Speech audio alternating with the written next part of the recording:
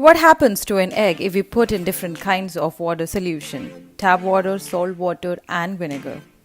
Put eggs in all three different glasses. Now take a closer look. Egg is sinking in tap water.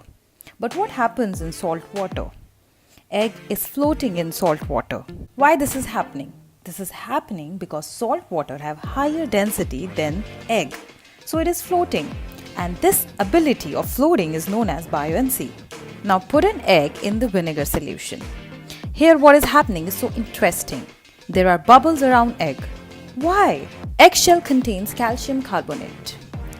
Vinegar has acetic acid.